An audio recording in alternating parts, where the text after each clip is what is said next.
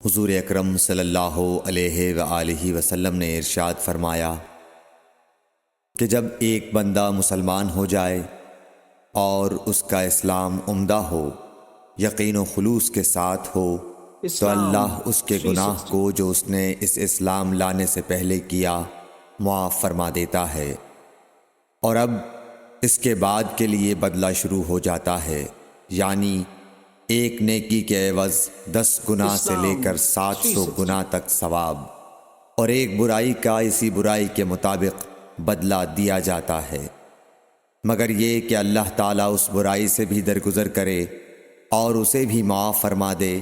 یہ بھی اس کے لیے آسان ہے۔ صحیح بخاری حدیث نمبر 41۔